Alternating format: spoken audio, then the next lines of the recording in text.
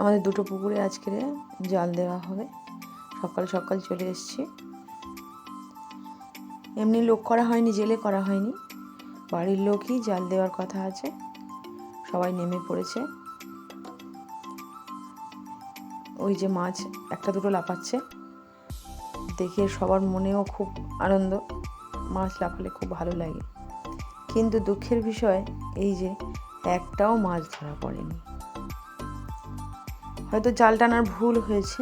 এই যে আরও একটা পুকুরে জাল দেওয়ার জন্য নেমেছে। চালতা গাছে চালতাও প্রচুর হয়েছে। এই যে আরও একটা বড় চালতা গাছ ছিল, আমাদের কেটে দেওয়া হয়েছে পুকুরের জন্য। এই চালতা গাছের চালতা খুব সুন্দর টেস্ট। এই যে জাল টেনে নিয়ে আসছে। এই পুকুরেও কোনো মাছ ধরতে পারেনি, কারণ কোনো একটা ভুলের কারণে আমাদের জালে মাছ ওঠেনি। ওটাতে তবু একটা দুটো লাফিয়ে সে দেখা গিয়েছে, কিন্তু এ পুকুরে একটাও লাফায়নি, একটাও কিছুই হয়নি। কোনো একটা ভুলের কারণে হয়তো মাছগুলো পালিয়েছে। মাছ আছে জানি আমরা। আর মাছ ধরা হয়ে যাওয়ার পরে এই লাউ গাছের ডোকটাও কেটে নেব।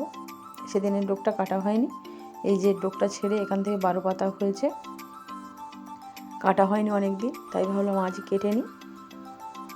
এখান থেকে গুনতে হবে 12টা। এই যে এই পর্যন্ত হয়ে যাবে 12টা।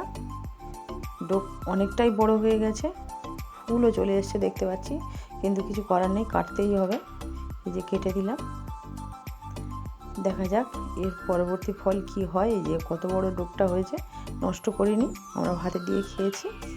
আজ এই পর্যন্ত, ভালো থাকবে।